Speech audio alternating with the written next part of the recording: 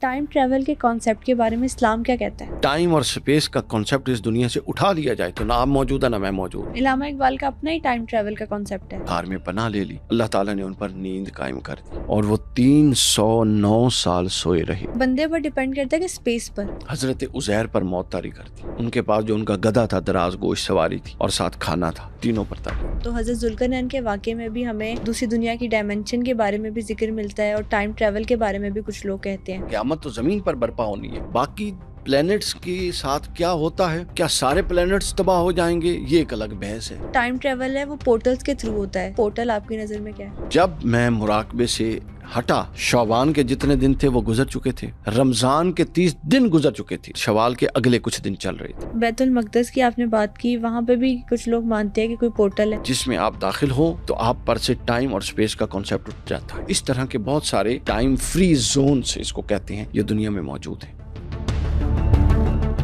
Time travel کے بارے میں سائنس اور اسلام دونوں کا اپنا اپنا نظریہ ہے. کہا جاتا ہے کہ ٹائم ٹریول پورٹلز کے تھرو کیا جاتا ہے. اس دنیا میں پورٹلز کہاں کہاں موجود ہے؟ کیا پورٹل اس دنیا میں رہتے ہوئے وہ دروازہ ہے جس کے ذریعے کسی دوسری دنیا میں انٹر ہوا جا سکتا ہے؟ اور حضرت سلیمان علیہ السلام, حضرت عزیر علیہ السلام اور حضرت ذوالقرنین کے واقعے میں ٹائم ٹریول کا ذکر کیسے ملتا ہے؟ یہ سب باتیں جاننے کے لیے آج کے ایپیسوڈ کو اینڈ تک ضرور دیکھیں.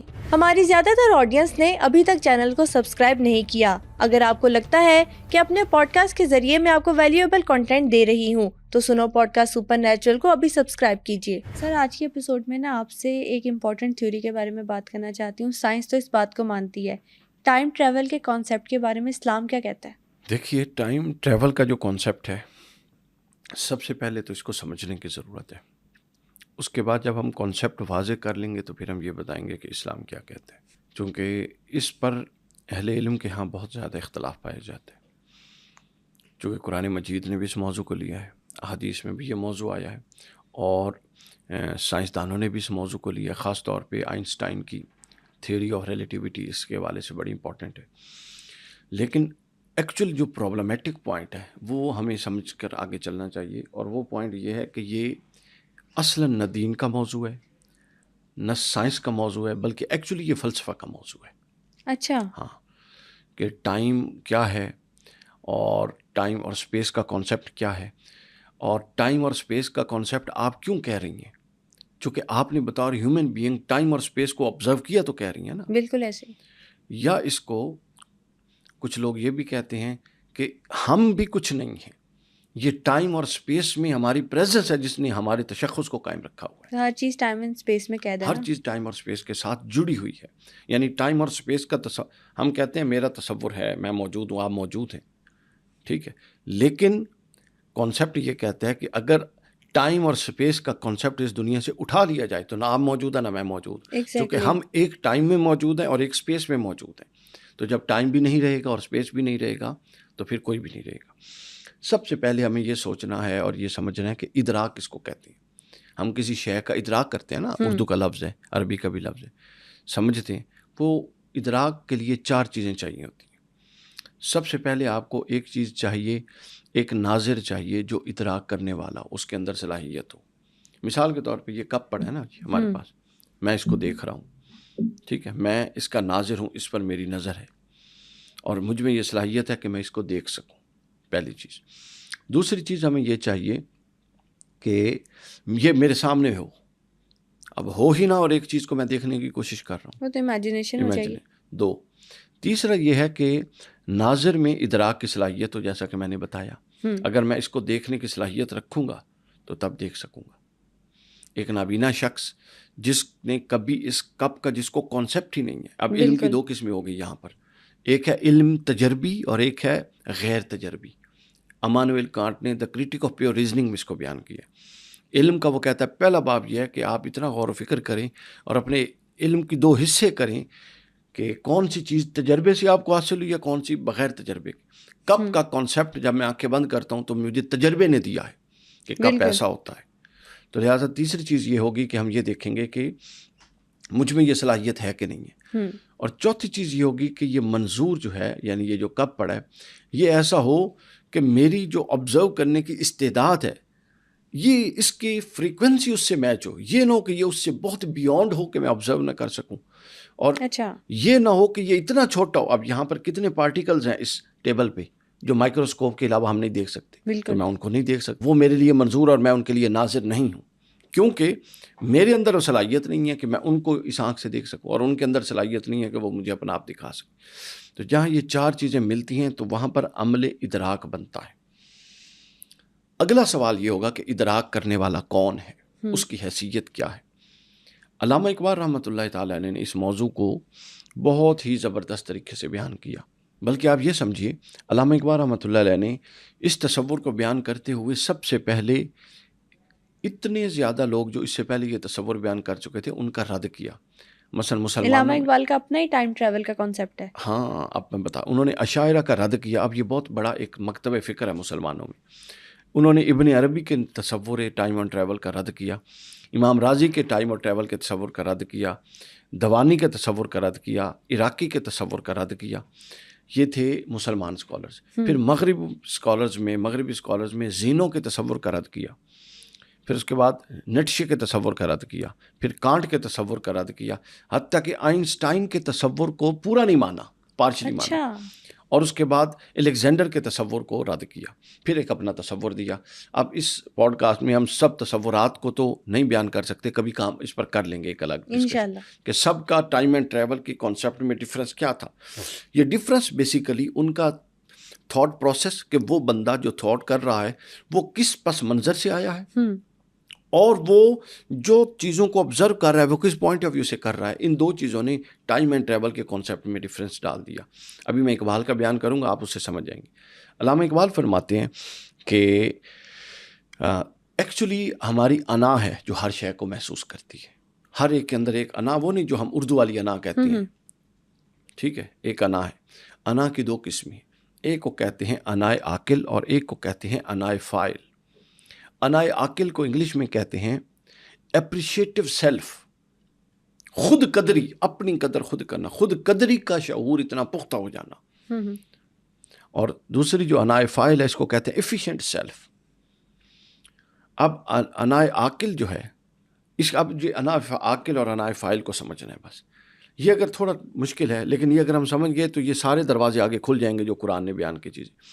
انائے عاقل وہ ہوتی ہے, انائے عاقل علم حضوری ہے. انائے عاقل کا کانسیپٹ پارشل نہیں ہے بلکہ جامع ہے, بڑا ہے, وسیع ہے. انائے عاقل کے اندر زمان کا کانسیپٹ یہ ہے کہ زمان ایک تسلسل ہے, اور انائے عاقل کے اندر مکان کا کانسیپٹ یہ ہے کہ مکان وسعت خالص پیور ایکسٹینشن ہے. یعنی انائے عاقل کے کانسیپٹ میں مکان کیا ہے, یہ دنیا, یہ چھت, یہ ایک مکان ہے. صحیح. اور زمان کیا ہے, ایک کانسٹنٹ ڈیوریشن کے ساتھ وقت بغیر رکے دورانیہ جو چل رہا ہے, یہ انائے عاقل کا زمان ہے.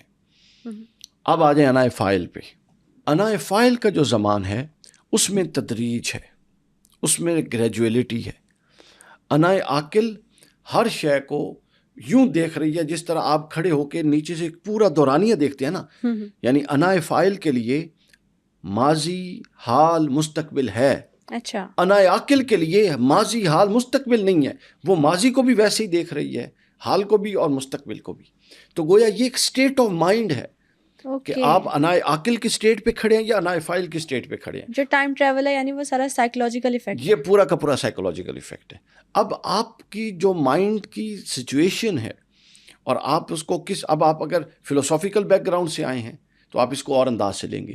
اگر آپ صوفیانہ اسپریچول بیک گراؤنڈ سے آئے ہیں, مسٹیسزم کے پوائنٹ آف, تو آپ اس کو اور طریقے سے لیں گے. اگر آپ ٹوٹل سائنٹیفکلی اور میٹیریلسٹک پوائنٹ آف ویو سے آئے ہیں تو آپ ٹائم اینڈ ٹریول کا بالکل ایک ڈفرینٹ کانسیپٹ لیں گے. سائنس تو کہتی ہے کہ ٹائم ٹریول 3 طرح کا ہوتا ہے. بالکل اس طرح. اب اس پر ہم آتے ہیں آگے 3 طرح. تو یہ سب سے امپورٹنٹ ہے کہ اب ہم نے سب سے پہلے یہ دیکھنا ہے کہ جو ٹائم ہے اور جو ٹریول ہے یہ کیا ہوتا ہے. یہ ہر ایک کے شخص کے لیے مختلف ہوتا ہے. ضروری نہیں ہے کہ ٹائم اینڈ ٹریول کا جتنا شعور مجھے ہے اتنا آپ کو, اور جتنا آپ کو ہے اتنا مجھے ہو. یہ ہر ایک کی نفسیاتی کیفیت کے ساتھ بدلتا رہتا ہے اور اس کے ساتھ یہ مختلف ہوتا ہے. اب اس تھوڑی سی تمہید کے بعد ہم آتے ہیں آپ کے اس سوال کی طرف کہ آپ نے فرمایا کہ اس کا قرآن کے اندر کیا تعلق ہے. قرآن مجید نے ٹائم اور ٹریول زمان اور مکان، ٹائم اینڈ اسپیس، دونوں کی مثالیں بیان کی ہیں اور آؤٹ کلاس مثالیں بیان کی ہیں، جس سے پتہ چلتا ہے کہ جس طرح بھی ہم ڈسکس کر رہے تھے آف کیمرہ کہ ملٹی یونیورسز موجود ہیں جن کے اندر یہ جو ٹائم ٹریول ہمارا 24 گھنٹے کا کلاک وائز ہے، یہ اس سے آؤٹ بھی ہوتا ہے. سائنس جس ملٹی ورس کی بات کری ہے وہ پیرالل یونیورس ہے، بالکل وہ ریپلیکا اس ایگزیکٹلی دنیا کا موجود ہے. ابھی ہم دیکھیں گے کہ قرآن نے اگر اس کی مثالیں دی ہیں تو سائنس نے اس کو ثابت کیا تو پھر تو ختم ہو گئی نا بات. اب قرآن مجید کی پہلی مثال دیکھیں، اس کو ٹیکنیکل یعنی دینی زبان میں طی زمانی اور طی مکانی کہتے ہیں. طی زمانی کا مطلب ہے کہ مکانی کا کہ لاکھوں کلومیٹر کا فاصلہ سمٹ کر ایک نقطے میں آ جائے. اب یہاں سے یو ایس اے کا سفر کتنا ہے؟ جہاز اڑتا رہے تو 10 گھنٹے لیتا ہے، 12 گھنٹے لیتا ہے. ڈنمارک کا سفر کتنا ہے؟ جہاز نان سٹاپ اڑتا رہے تو 8 گھنٹے لیتا ہے. اور وہ ڈنمارک اور یہاں کا جہاں ہم بیٹھے ہیں یہ فاصلہ سمٹ کے اگر ایک رائی کے برابر میں ہو جائے اس کو کہیں گے طی مکانی. اور ٹائم اسی طرح آپ کو یہاں سے جا کر کہیں پہنچتے ہوئے اگر 20 گھنٹے لگتے ہیں تو وہ آپ ایک لمحے میں اگر پہنچ جائیں، یعنی اگلا لمحہ آپ کا وہاں پر گزرے، تو آپ سمجھیں گے کہ ٹائم سمٹ گیا ہے، یعنی مکان سمٹ گیا. اس کو طی زمانی کہتے ہیں، تو اس کو سمٹ جانا. اب قرآن مجید کی مثال سنیے. حضرت سلیمان علیہ السلام کا دربار ہے. ملکہ سبا جو ہیں، بلقیس جن کا نام تھا، وہ آ رہی ہیں اسلام قبول کرنے. ہدہد کے ذریعے پیغام جا چکا، خط و کتابت ہو چکی. حضرت سلیمان علیہ السلام کی یہ خواہش ہوئی کہ رعب اور دبدبا جو سلطنت کا اور جو نبوت کا تھا وہ ڈالنے کے لیے ان کی خواہش یہ ہوئی کہ ملکہ سبا کے یہاں پہنچنے سے پہلے اگر اس کا وہ تخت یہاں پر آ جائے تو یہ بڑی اچھی بات ہوگی. انہوں نے یہ بات کی.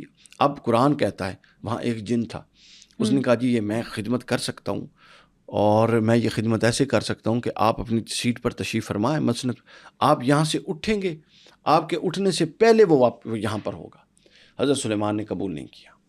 آپ نے فرمایا نہیں، مجھے اس سے پہلے چاہیے. پھر ایک شخص جس کو قرآن کہتا ہے جس کے پاس کتاب کا علم تھا وہ کھڑا ہوا اور وہ حضرت سلیمان علیہ السلام سے کہتا ہے کہ مجھے اجازت دیں، آپ اپنی پلک کو جھپکیں گے، آنکھ کو جھپکیں گے تو اتنی دیر میں وہ وہاں سے وہاں پہنچ جائے گا. اور قرآن کہتا ہے وہ پہنچ گیا. اب ملکہ سبا حضرت سلیمان علیہ السلام کے تخت سے، جو ملکہ سبا کا تخت تھا وہ کتنی دور تھا؟ گوگل کر لیں، 980 میل تھا. کلومیٹرز میں یہ بن جاتا ہے کوئی 1400 کلومیٹرز. یعنی یہاں سے آپ کراچی، جو لاہور سے کراچی کا ڈسٹینس ہے، اس سے آگے نکل جائیں. کراچی 1200 کلومیٹر ہے، اس سے زیادہ. سندھ کے انٹیریئر سندھ میں چل. تو یہ جو تھا کتنی دیر میں آیا؟ 1 گھنٹے میں نہیں، 1 منٹ میں نہیں، 1 سیکنڈ میں نہیں، بلکہ 1 سیکنڈ کے بھی 1000ویں حصے میں آیا. تو گویا ٹائم جو تھا، کانسیپٹ آف ٹائم، یہ بدل گیا. بالکل ٹھیک ہے. مکان کا کانسیپٹ بھی بدل گیا، زمان کا بھی بدل گیا. چونکہ مکان اب وہ تخت تھا، اس کو اٹھا کے لانے کے کچھ تقاضے تھے، اور وہ ٹائم تھا جو لینا ہی لینا تھا. تو گویا اس کا مطلب یہ ہے کہ ملٹی یونیورسز موجود ہیں، کہ اسی یونیورس کے اندر ایسا ہو سکتا ہے کہ بعض افراد اور بعض امور میں ٹائم بھی اٹھا لیا جائے. اور جو یعنی ٹائم سے مراد ہے جو ایک معمولی تصور ہے ٹائم کا، جس کو ہم عام سمجھتے ہیں ٹائم کا کانسیپٹ، اس کو بھی اٹھا لیا جائے، اور جو مکان کا کانسیپٹ ہے اس کو بھی اٹھا لیا جائے، اور کوئی نیا کانسیپٹ رائج کر دیا جائے جو اس سے بالکل مختلف ہو. یہ بالکل پاسبل ہے، قرآن نے بتا دیا. پھر اس کی دوسری مثال قرآن مجید نے دی. اب دوسری مثال جو قرآن مجید نے دی وہ بڑی امپورٹنٹ ہے. وہ مثال ہے اصحاب کہف کی. ٹھیک ہے. اب اس میں بھی ٹائم کا جو کانسیپٹ ہے وہ آپ کو سمجھ آ جائے گا. قرآن مجید سورۃ الکہف میں ہے کہ وہ ظالم بادشاہ تھا، وہاں سے کچھ دوست جو مومن تھے نکلے اور انہوں نے ایک جگہ پہ ایک غار میں پناہ لے لی. اللہ تعالیٰ نے ان پر نیند قائم کر دی اور وہ 309 سال سوئے رہے. 309 سال کوئی زندہ رہ سکتا ہے بغیر کھائے پیے؟ پاسبل نہیں ہے. پاسبل نہیں. اور جب وہ اٹھے تو وہ ایک دوسرے سے پوچھتے ہیں. اب قرآن کے لفظ سنیں. قالو اپنا کم لبستم، کہتے ہیں کتنے ٹائم ہم سوئے ہوں گے، ایک دوسرے سے پوچھتے ہیں. قالو لبسنا یومن او بعض یوم، انہوں نے کہا یا ہم پورا دن سوئے ہیں یا کوئی آدھے دن، ایک دن کا حصہ. تو اللہ نے فرمایا نہیں، تم 309 سال سوئے ہو. تو وہ شخص جس پر یہ بیتتا ہے، میں نے کہا نا یہ ڈیپینڈ کرتا ہے فرد کون ہے. اب غار کے اندر لوگوں پر ٹائم اور اسپیس کا کانسیپٹ ڈفرینٹ تھا، اور اس غار سے باہر چلنے پھرنے والوں پر ٹائم اینڈ اسپیس ڈفرینٹ تھا. پوائنٹ سمجھے؟ یعنی یہ کوئی ایسا نہیں ہے کہ یہ ہر جگہ اپلیکیبل ہو جائے گا، نہیں، یونیورس میں ایک سٹینڈرڈ نظم اللہ نے قائم کر دیا، باقی ایکسیپشنز ہیں وہ جہاں چاہتا ہے ہو جاتا ہے، سائنٹیفکلی یہ بالکل پروون ہے۔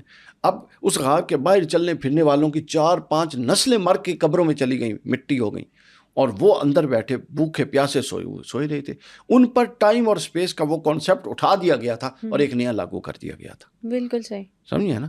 اگر وہ ہوتا تو وہ بھی اسی۔ اچھا اب پھر کیا آگے مثال ہے، تو مفسرین نے لکھا ہے کہ جب وہ اٹھے تو انہوں نے بھوک محسوس کی، تو جو ان کے پاس اس دور اپنے دور کی کچھ کرنسی کے سکے تھے وہ لے کر گئے، ایک دکان پر گئے، تو وہ باہر نکلے، وہ کہتے ہیں یہ تو وہ شہر نہیں ہے، اتنی جدت، سڑکیں بن گئی، ماڈرن لوگ بدل گئے، زبانوں میں تبدیلیاں۔ خیر بھوک تھی، کسی دکان پر پہنچے، انہوں نے کہا یہ بندہ تو آج کے دور کا لگتا نہیں ہے۔ جب کرنسی دیکھی تو وہاں وہ راز کھلا کہ چونکہ یہ معروف تھے، مشہور تھے کہ وہ 5-6 نوجوان 7 نوجوان ہیں جو اللہ تعالیٰ کی راہ میں کفر و شرک سے دوڑ گئے ہیں، کفر و شرک کو انہوں نے قبول نہیں کیا اور کہیں غار میں پناہ لی ہوئی، تو شہرت ہو گئی کہ یہ وہی نوجوان ہیں، تو پھر ان کی بڑی پذیرائی ہوئی۔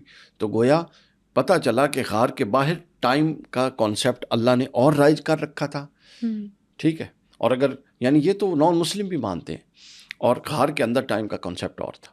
پھر اس کے بعد ایک تیسری مثال دی قرآن مجید نے، حضرت عزیر علیہ السلام کی۔ ایک پوائنٹ آپ نے ذہن میں رکھنا جو میں نے شروع میں کانسٹیٹیوٹ کیا کہ یہ ڈیپینڈ کرتا ہے کہ بندہ کون ہے اور کس پر یہ اپلائی ہو رہا ہے۔ یہاں ان پر ہوا اصحاب کہف پر، اگلی مثال میں کس پر؟ اچھا اور پہلے اچھا یہ بندے پر ڈیپینڈ کرتا ہے کہ اسپیس پر؟ نہیں، دونوں نہیں، بندے پر ڈیپینڈ کرتا ہے نا، کون سا فرد کیا کر رہا ہے۔ دیکھیں پہلے آرڈر حضرت سلیمان کا تھا، لیکن محل کیا تھا؟ ملکہ بلقیس کا جو تخت ہے وہ محل تھا، اس پر سے ٹائم اور اسپیس ہٹا لیا گیا۔ یہاں پر ان چند افراد جو غار میں تھے ان پر سے ٹائم اور اسپیس کا کانسیپٹ اٹھا لیا گیا۔ اگلی مثال جو قرآن نے دی ہے وہ حضرت عزیر علیہ السلام کی ہے۔ حضرت عزیر علیہ السلام گزر رہے تھے، پرانی بستیاں دیکھی الٹی ہوئی تھی، کہا باری تعالیٰ تو ان کو بھی زندہ کرے گا، کیسے کرے گا؟ یہ حضرت ابراہیم نے بھی سوال کیا، تو اللہ تعالیٰ نے حضرت ابراہیم سے پوچھا کہ کیا تم ایمان نہیں رکھتے؟ حضرت ابراہیم نے عرض کی کہ میں ایمان رکھتا ہوں، وَلَٰكِنَّ لِيَطْمَئِنَّ الْقَلْبِ، لیکن تسکین دل کی تسمین جو مشاہدے سے ہوتی ہے وہ چاہتا ہوں۔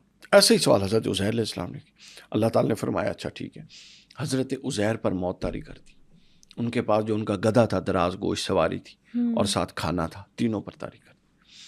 اس کے بعد دوبارہ ان کو زندہ کیا، حضرت عزیر سے کہا کہ عزیر تم اب یہ نہیں کہا کہ دیکھو کتنا ٹائم گزارا، حضرت عزیر سے کہا کہ عزیر دیکھو اپنے گدھے کی طرف، دیکھو تو اس کی ہڈیاں، وہ گوشت گل سر کے پنجرہ بن چکا تھا ہڈیوں کا، یعنی خود اس کی یعنی سینس بتا رہی تھی کہ کم از کم اس پر 100 سال گزر چکا ہے۔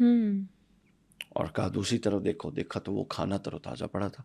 اب گدھا تو پھر بھی جلنے سڑنے میں کوئی 25-30 دن لے گا، مہینہ لے گا، 2 مہینے، کھانا تو 24 گھنٹے میں خراب ہو جائے گا۔ تو گویا کھانے پر جو اس کے اندر پارٹیکلز ہیں جس پر وہ قانون اپلائی ہوتا ہے اور وہ باسی ہو جاتے ہیں، ان پر سے وہ قانون اٹھا لیا۔ گدھے پر وہ قانون، اب کھانا، گدھا اور حضرت عزیر ایک ہی جگہ پر موجود ہے، اپنا مکان مختلف نہیں ہے، لیکن تینوں پر زمان مختلف کر دیا۔ کھانے پر سے زمان ایسا کیا کہ وہ 100 سال بعد بھی تر و تازہ رہا۔ جسٹیفائی۔ جو گدھا تھا، سواری تھی، اس کو کیا کیا؟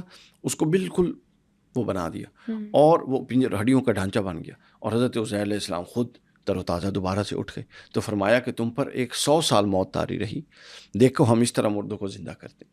یعنی وہ جو ان کا سوال تھا وہ ان کو ڈیمونسٹریٹ کر کے بتا دیا۔ لیکن ایکچولی کیا ہوا؟ ایکچولی ہم نے یہ دیکھا کہ 3 ٹائمز کے کانسیپٹ وہاں پر پائے جاتے ہیں۔ کھانے کے لیے ٹائم کا اور کانسیپٹ، حضرت عزیر کے لیے اور کانسیپٹ، اور ان کی سواری کے لیے اور کانسیپٹ، اور مکان ایک ہی تھا۔ تو ایسا بھی ہوتا ہے کہ ایک مکان میں کئی طرح کے ٹائم کانسیپٹ پائے جائیں، اور ایسا بھی ہوتا ہے کہ ایک ٹائم میں کئی طرح کے مکان کے کانسیپٹ پائے جائیں۔ اچھا ابھی ہم نا ملٹی ورس کی بات کر رہے تھے، دوسری دنیا کے بارے میں بھی بات کر رہے تھے، تو حضرت ذوالقرنین کے واقعے میں بھی ہمیں دوسری دنیا کی ڈائمینشن کے بارے میں بھی ذکر ملتا ہے، اور ٹائم ٹریول کے بارے میں بھی کچھ لوگ کہتے ہیں، اس بارے میں کیا کہیں گے؟ یہ کانسیپٹ یہی ہے جو ہم نے بیان کر دیا۔ اب وہاں پر جو انہوں نے وہ دیوار قائم کی تھی جس کو سد ذوالقرنین کہتے ہیں، جس دیوار میں یاجوج ماجوج کو قید کیا تھا، تو اس کے حوالے سے 2 آراء موجود ہیں۔ ایک کانسیپٹ یہ ہے کہ وہ جو مکان ہے جہاں پر وہ سارا کچھ ہوا. مکان سے مراد کمرہ نہیں، مکان سے مراد وہ پلیس، بالکل وہ اسی دنیا کے اندر موجود ہے. لیکن بہت سارے لوگوں کی رائے یہ ہے اہل علم کی، وہ کہتے ہیں کہ نہیں، وہ ایک ڈیفرنٹ مکان ہے، ایک ڈیفرنٹ اسپیس ہے جہاں پر وہ موجود ہیں. چونکہ جتنی تعداد ان کی قرآن و حدیث میں بیان ہوئی ہے، اتنی تعداد کے لیے تو اس گولے پر اور اس پلینٹ پر موجود ہی نہیں ہو سکتی وہ چیز جس طرح انہوں نے آنا ہے اور ساروں کو تباہ کر دینا ہے. اور اس پلینٹ میں پھر زمین پر، چونکہ انہوں نے تو زمین پر آنا ہے نا، قیامت تو زمین پر برپا ہونی ہے. باقی پلینٹس کے ساتھ کیا ہوتا ہے وہ ان کا الگ الگ معاملہ ہے. بالکل ایسے قیامت میں کیا سارے پلینٹس تباہ ہو جائیں گے، یہ ایک الگ بحث ہے، یا صرف قیامت زمین پر برپا ہوگی، یہ ایک الگ پوائنٹ آف ویوز ہے. بالکل سمجھ آئیے نا. چونکہ قیامت برپا ہونی ہے مکلفین پر. مکلف سے مراد جہاں انسان موجود ہیں، ان کے پاس نبی آئے اور ہدایت کا پیغام دیا، اور کچھ نے مان لیا، کچھ نے نہیں مانا. قیامت برپا ہوگی ان کے حساب و کتاب کے لیے. جہاں پر ابھی سائنٹیفکلی پروو ہی نہیں ہے کہ انسان موجود ہے، اب وہاں قیامت ہوگی یا نہیں ہوگی کچھ نہیں کہہ سکتے. اگر ہوگی تو وہاں قیامت برپا کرنے کا مقصد کیا ہے، کچھ نہیں کہہ سکتے. جو ویری انٹرسٹنگ ایک سوچ کا دروازہ کھولا آپ نے بات کر کے. ایک اور بات سننے میں آتی ہے، سائنس بھی بات کرتی ہے، اسلامک ریفرنسز سے بھی یہ بات کی جاتی ہے کہ جو ٹائم ٹریول ہے وہ پورٹلز کے تھرو ہوتا ہے. سب سے پہلے پوچھوں گی کہ پورٹل آپ کی نظر میں کیا ہے؟ اس کی ڈفرینٹ انٹرپریٹیشنز ہیں جو لوگوں نے کی. دو طرح کے، یہ جو ہے نا، مثلا ایک شخص تھا زینو، اس نے جب ٹائم ٹریول پہ کوشش کی، ٹائم ٹریول پہ فوکس کیا، تو وہ تھوڑا سا ہل بھی گیا جس کو کہتے ہیں. اور اس کا پوائنٹ یہ تھا کہ ٹائم ٹریول ہو ہی نہیں سکتا. صحیح. وہ کہتا ہے کہ آپ ٹائم اور ٹریول، اپنا ٹائم اور اسپیس میں اتنے جکڑے ہوئے ہیں کہ آپ کا خیال ہے اور آپ کی پرسیپشن ہے کہ آپ کا ٹائم بدل گیا ہے یا آپ کی اسپیس بدل گئی ہے، بلکہ نہیں، آپ ٹائم کے اندر ہیں اور اسپیس کے اندر ہیں. تھوڑا ان سے اٹھ کے کوئی دیکھے تو کسی کا نہ ٹائم بدلتا ہے نہ اسپیس بدلتی ہے. دو کانسیپٹ ہیں. اب دیکھیں، ہنری برگسان کو اس حوالے سے ہمارے نوجوان ضرور پڑھیں، اقبال کو اور ہنری برگسان کو. ٹھیک ہے. اب دیکھیں، ایک کانسیپٹ یہ ہے کہ جو ڈاٹس ہیں یہ مل کے ٹائم بناتے ہیں. ٹھیک ہے، ڈاٹس مل کے ٹائم بناتے ہیں. صحیح. اور ایک کانسیپٹ یہ ہے کہ اس کے اندر، ٹائم کے اندر، کچھ لوگ ایسے ہیں جن کے لیے ایک ایسا تسلسل پایا جاتا ہے، چونکہ ڈاٹس بہرحال ڈاٹس ہیں، ایک ڈاٹ بنتا ہے اور وہ ختم ہوتا ہے، اور نیا ڈیوریشن، نیا ڈاٹ آتا ہے، پھر نیا ڈیوریشن، نیا ڈاٹ آتا ہے. تو کچھ لوگ کہتے ہیں کہ یہ کانسیپٹ ہے، اور کچھ کہتے ہیں نہیں، اس کے اندر ایسا تسلسل ہے، استمرار ہے، اور اس کے اندر ایسا دوام ہے.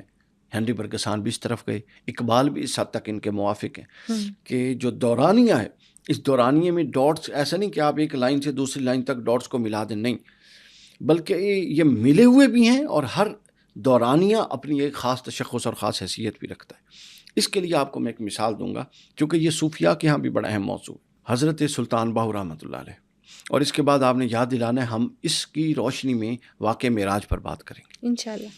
اچھا، حضرت سلطان باہو رحمۃ اللہ علیہ، اب دیکھیے، وہ بیان کرتے ہیں اپنی کتاب میں کہ وہ، چونکہ یہ صوفیاء اکثر سفروں میں ہوتے تھے، تو وہ بیان فرماتے ہیں کہ رمضان سے پہلے کا مہینہ تھا، شعبان کے مہینے میں میں کسی علاقے کا سفر کر رہا تھا، اور سفر کے بعد میں کہیں پہ قیام کیا، اور وہاں ایک غار میں مراقب ہو گیا. مراقبے میں یہ لوگ اپنی نفس کی محاسبہ کرتے تھے اور اللہ تعالیٰ کی طرف متوجہ ہوتے تھے. مراقبہ ایک ایسی چیز ہے، آپ یہ سنیے، مراقبے کا ٹائم اور کے ادراک کے ساتھ بہت گہرا تعلق ہے. مراقبہ کیوں کرتے ہیں لوگ؟ میڈیٹیشن کیوں کرتے ہیں؟ ویسے ذکر نہیں ہو سکتا تسبیح پہ چلتے چلتے ہر معاملے ہو. مراقبہ اس لیے کرتے ہیں، وہ کہتے ہیں کہ جتنی قوت کے ساتھ ساری صلاحیتوں کو فوکس کر کے اور جمع کر کے آپ اللہ کی طرف متوجہ مراقبے میں ہو سکتے ہیں، مراقبے کے علاوہ اتنی قوت سے متوجہ نہیں ہو سکتے. ہو سکتا ہے آپ کا قلب متوجہ ہو، دماغ نہ ہو سکتا ہے آپ کا دماغ متوجہ ہو لیکن آپ کی کچھ سینسز پریسائز فوکس چاہیے، پریسائز فوکس نہیں ہے، کچھ سینسز کسی اور طرف، ادھر سے ساؤنڈ آ رہی ہے، اس کی طرف ڈسٹریکشن ہو جاتی ہے. ڈسٹریکشن. تو پوری قوت سے اللہ کی طرف جانا، اس کو مراقبہ کہتے ہیں. تو وہ کہتے ہیں میں مراقبے میں ہو گیا کہ تھوڑی دیر مراقبہ کرتا ہوں، اس کے بعد ہم سفر کریں گے اور روزے جا کے اپنے علاقے میں رکھیں گے. تو وہ کہتے ہیں کہ جب میں مراقبے سے ہٹا تو شعبان کے جتنے دن تھے وہ گزر چکے تھے، رمضان کے 30 کے 30 روزے اور 30 کے 30 دن گزر چکے تھے، عید گزر چکی تھی، یکم شوال گزر چکا تھا، اور شوال کے اگلے کچھ دن چل رہے تھے. تو اب آپ دیکھیں، باہر عام بندے پر وہ اتنا 1.5 سے 2 مہینے گزرے، لیکن حضرت سلطان باہو پر وہ کتنا ٹائم گزرا، ان کو اس ٹائم کا احساس ہی نہیں ہوا۔ تو لہٰذا ٹائم اینڈ اسپیس ڈیپینڈ کرتا ہے کہ آپ کی انا کہاں پر کھڑی ہے، آپ کا انر کہاں پہ کھڑا ہے، آپ کی سیلف اس وقت کس سٹیٹ پر ہے۔ اگر آپ کی سیلف گرو کر کے اونچی چلی گئی ہے تو پھر آپ حال، ماضی اور مستقبل پر حاوی ہو کے ایک براڈر ویو سے چیزوں کو دیکھتے ہیں۔ اور اگر آپ کی انر وہیں کی وہیں کھڑی ہے ایک عام انسان کی، تو آپ کے لیے آپ کا ماضی ماضی ہے، آپ کا حال حال ہے، اور آپ کا مستقبل مستقبل ہے۔ تو آپ کے ہاتھ میں نہ ماضی ہے نہ مستقبل ہے، صرف حال ہے۔ لیکن اگر آپ کی انا ترقی پا کے نشوونما ہو جائے تو آپ اتنے مضبوط ہو جاتے ہیں کہ ماضی بھی ہاتھ میں، حال بھی ہاتھ میں، اور مستقبل بھی ہاتھ میں۔ اور یہ وہ صفت ہے جو اللہ کی صفت ہے، جو بندوں کو حاصل ہو جاتی ہے، چونکہ اللہ کے لیے حال، ماضی اور مستقبل نہیں ہے، وہ انا مطلق ہے، اور وہ ایک یکساں دورانیے کے طور پہ اس سب فلم کو دیکھ رہا ہے جو اس کی اپنی کریشن ہے۔ تو اس کے لیے یہ نہیں ہے کہ یہ گزر گیا اور یہ آ رہا ہے، یہ ہوگا، اس کے لیے سب کچھ ایک جیسا ہے، ہونے والا بھی، ہو گیا بھی، اور یہ بھی۔ تو اس حضرت سلطان باہو کے اس مراقبے سے ہمیں یہ سمجھ آتی ہے کہ جو آپ کا انر ہے اور آپ کا مائنڈ ہے، ٹائم کے ساتھ آپ کا ریلیشن ڈیسائیڈ کرتا ہے۔ بالکل، جیسے کہ ترکی کی ایک ریسرچ ہے نا کہ جو درویش ہیں وہ بھی ٹائم ٹریول کر سکتے ہیں۔ ہاں بالکل کرتے ہیں، جس ٹائم طرح سے ٹریول آپ کیوں نے نہیں بات کرتے؟ کی، اس طرح کی بہت ساری کتابیں، بہت ساری روایات ہیں صوفیاء سے متعلق، اگرچہ کہ لوگ اس پر تنقید کرتے ہیں۔ مثلا حضور سیدنا غوث العظم شیخ عبد القادر جیلانی کے حوالے سے ہے کہ وہ ایک وقت میں کئی جگہوں پر موجود ہوتے تھے، جس پر ابھی ہمارے جو سوشل میڈیا کے کیا کہتے ہیں ٹک ٹاکر اور سوشل میڈیا کے علماء ہیں بہت تنقید کرتے ہیں۔ ایک وقت آئے گا یہ چیز ثابت ہو جائے گی، اگر حضرت سلیمان کا دربار وہ اتنا بڑا تخت لانا ثابت ہے جو کئی میلوں پر پھیلا ہوا تھا اور 980 میل کے فاصلے سے آ رہا تھا، اور خود وہ 2-3-4 میل جتنا چوڑا تھا، اگر وہ آ سکتا ہے، اگر 309 سال گزر کے ایک دن کے برابر ہو سکتے ہیں، اگر 100 سال ایک دن کے چند دنوں کے برابر، چند لمحوں کے برابر ہو سکتے ہیں، تو کچھ بھی ہو سکتا ہے۔ لیکن لوگ نہیں مانتے، کیونکہ ہمارے ہاں ہر شے، آپ کو پتہ ہے سائنس کتنے لوگوں نے پڑھی ہے، سائنٹیفکلی بھی لوگ اس کو نہیں مانتے۔ اسی کا تعلق اب آتا ہے حضور نبی اکرم صلی اللہ علیہ وسلم کی معراج کے ساتھ۔ اچھا، واقعہ معراج میں تو ٹائم ٹریول کا بھی کانسیپٹ آتا ہے اور پورٹل کا بھی، یہ دونوں چیزیں سمرائز ہوتی ہیں۔ اب یہاں یہ ایک ایسا، یہ اس کو آخر میں ہم نے اس لیے رکھا کہ اس میں بہت ساری چیزیں پوری ہو جائیں گی، ٹھیک ہے۔ اچھا، اب اس کو جوڑنا ضروری ہے تھیوری آف ریلیٹیوٹی کے ساتھ جو آئنسٹائن نے تھی۔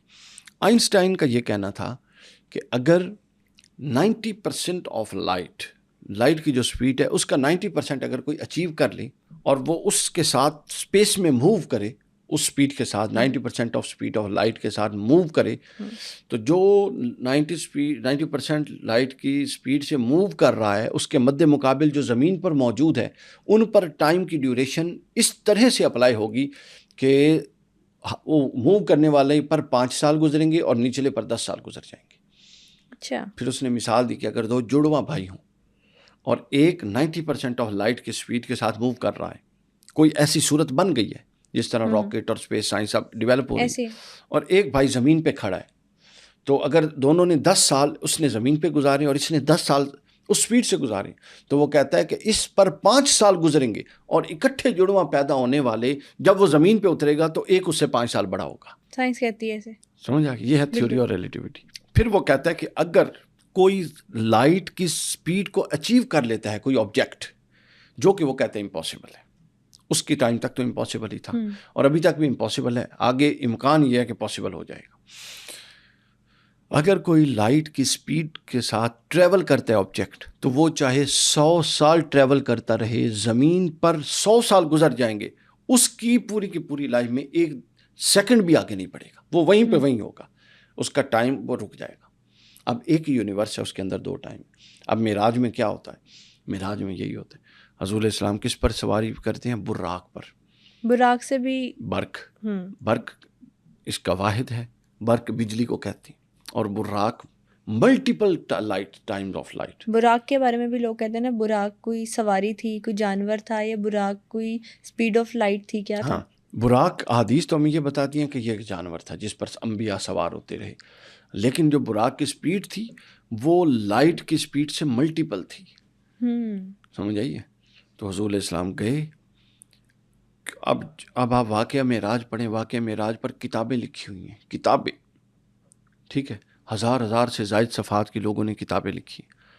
اس کے اندر انہوں نے پہلے آسمان کے واقعات لکھے، دوسرے آسمان کے لکھے، تیسرے آسمان کے لکھے، چوتھے آسمان کی ملاقاتیں، پانچویں چھٹے کی ملاقاتیں، پھر ساتویں کی ملاقاتیں، پھر آسمانوں کے سفر سے پہلے بیت المقدس میں انبیاء کی جماعت، پھر اس کے بعد سبحان اللہ. ساتویں آسمان پر ملاقاتیں، پھر ساتویں آسمان کے بعد کعبہ کا حسین کا سفر، پھر او ادنا کا سفر، پھر او ادنا اور کعبہ کا حسین سے پہلے رف رف کا آنا، پھر بکہ نور کا آنا، یہ سارا سفر، پھر جنتوں کے سیر. حضور نے فرمایا میں جنتوں کو گیا، یہ دیکھا، یہ دیکھا، یہ دیکھا، فلاں کا محل دیکھا، خدیجہ کا محل دیکھا، عمر کا محل دیکھا. سبحان اللہ. واپس پھر دوسری طرف فرماتے ہیں جہنم کی سیر ہوئی، جہنم میں میں نے یہ دیکھا، کچھ لوگ اپنا چہرہ نوچ رہے تھے، کچھ لوگوں کے سامنے دسترخوان لگا ہوا تھا حلال چیزوں کا، اور ان کے پہلوؤں میں مردار پڑا تھا، وہ اس حلال کو چھوڑ کے اس حرام مردار کی طرف جا رہے. ایک قصہ، اتنی واضح و نصیحت، اتنا کچھ بیان کیا. اور جب یہ سب کچھ کر کے واپس زمین پر پلٹے تو جس طرح بستر سے اٹھے تھے، بستر میں وہ جو ایک نیچرل ہیومن باڈی کی ہیٹ ہوتی ہے وہ اپنی جگہ موجود تھی. پانی کا جو قطرہ اس وقت گر رہا تھا وہ وہاں موجود تھا. جب آپ واپس پہنچے تو پھر وہ قطرہ زمین پر ٹپکا. جس دروازے سے نکلے کنڈی جو ہل رہی تھی وہ اسی طرح ہل رہی تھی جب آپ واپس تشریف لے آئے. وہ ابھی تک اس کی وہ موومنٹ جو یوں ہونی تھی وہ بھی پوری نہیں ہوئی تھی. ٹھیک ہے، تو جب آپ کی موومنٹ ٹائم اپنا لائٹ کی سپیڈ کے ساتھ میچ کر جاتی ہے، اور یہ تو میچ نہیں کی، یہ تو ملٹیپل تھی نا، لائٹ ملٹیپل لائٹس کی سپیڈ سے آپ گئے تھے. تو اس کا پھر دنیا نے دیکھا کہ پورا کا پورا نقشہ ہی بدل گیا. آپ گئے سارا کچھ کر کے واپس آ گئے، رات کو سوئے، اور یہ رات میں سفر ہوا اور واپس آ گئے. اور عرب نے اعتراض کیوں کیا تھا آپ نے سوچا؟ کیوں عرب نے اعتراض یہ کیا تھا، وہ یہ لائٹ کے کانسیپٹ کو نہیں سمجھتے تھے. وہ کہتے تھے یہ کیسے ہو سکتا ہے کہ ایک شخص راتوں رات بیت المقدس جائے، وہاں سے آسمانوں پہ جائے، 7 آسمانوں پھرے، وہاں سے جنتیں پھرے، وہاں سے دوزخیں پھرے، اللہ سے ملاقاتیں کرے، وہاں سے تحفے اور نماز تحفے تحائف لے اور دے، اور پھر اتنا لمبا ٹریول کر کے وہ زمین پہ بھی پہنچ جائے اور ہم سب سوئے ہوئے اور ایک رات بھی پوری نہ ہوئی ہو. یہی تو ان کا اعتراض تھا.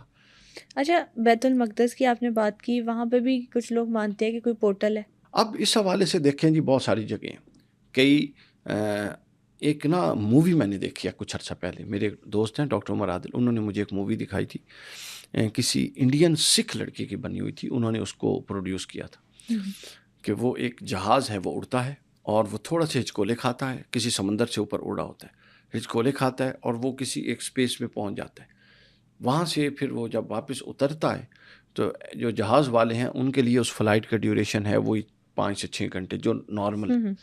لیکن جب وہ اترتا ہے تو وہ تقریباً 25 سے 30 سال گزر چکے ہوتے ہیں اور زمین کے لوگ سمجھ چکے ہوتے ہیں وہ کہیں ڈسٹروائے، تباہ ہو گیا، سمندر میں گر گیا، اور ان کو اس کی فیلنگ ہی نہیں ہوتی.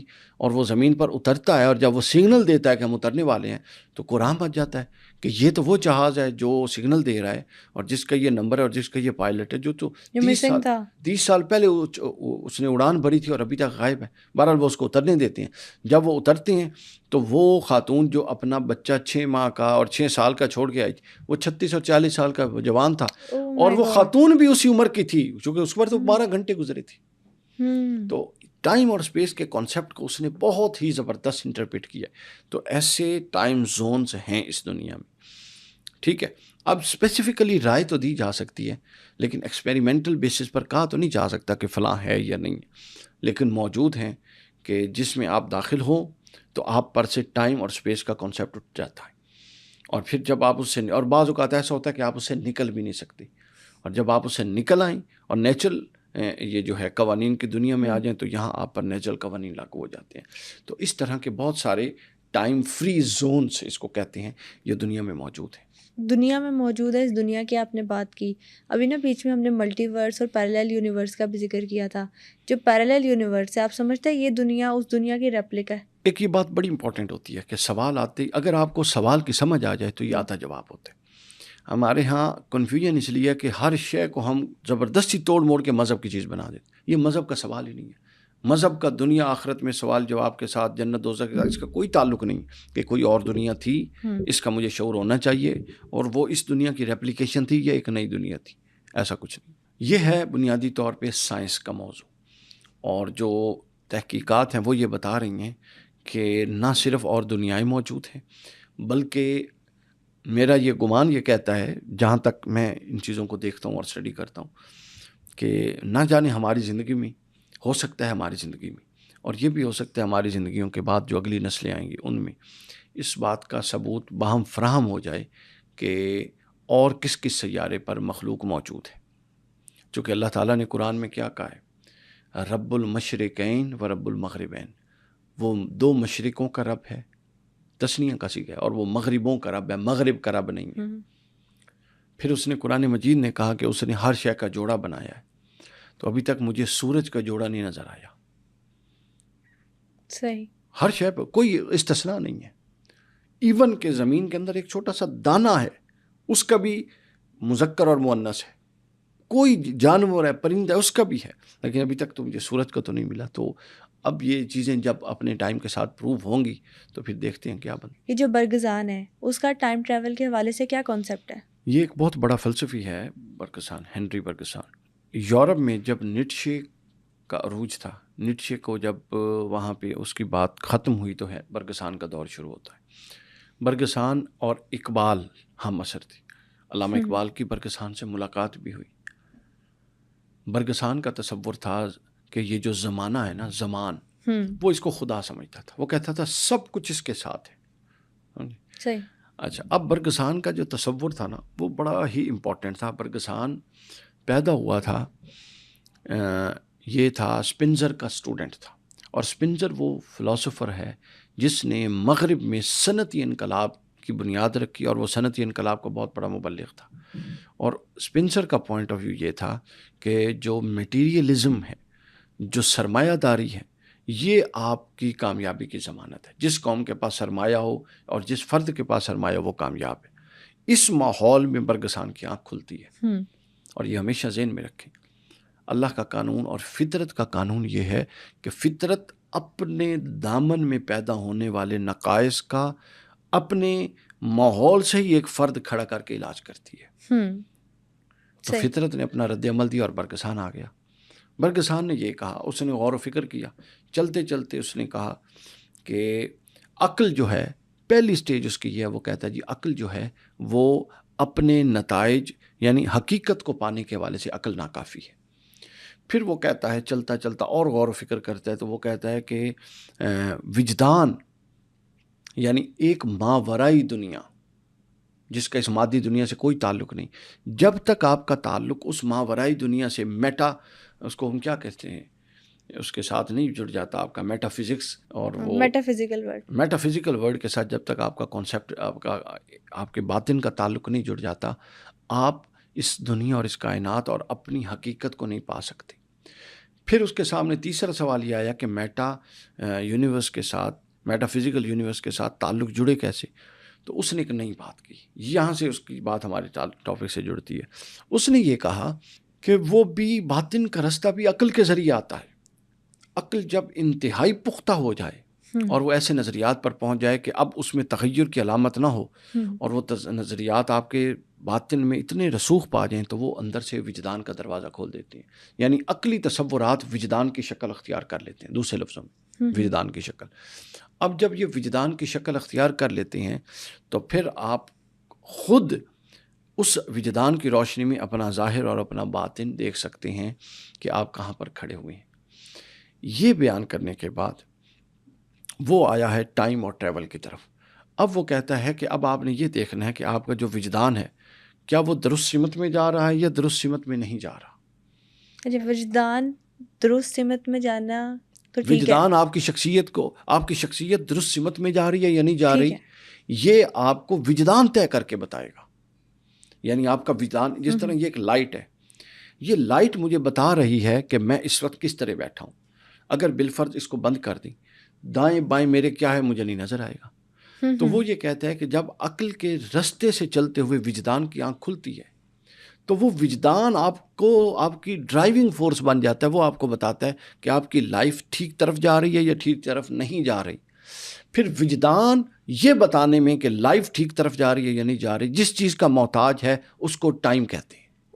آپ کے وجدان کا اس ٹائم کے ساتھ ایک بڑا گہرا تعلق ہے. وہ امپلیمنٹ کیسے ہوتا ہے؟ ہاں، اب وہ کہتا ہے کہ اس کا اپنے زیادہ بڑی گہری ریاضت کے بعد اپنے باطن میں اس کا شعور پختہ کرنا ہے. اور جب آپ اس کا شعور پختہ کریں گے تو ایک وقت آتا ہے کہ وقت اور آپ کا وجدان ان میں ایسی ہم آہنگی ہو جاتی ہے کہ آپ پر سے ٹائم اور ٹریول کے قوانین اٹھا لیے جاتے ہیں.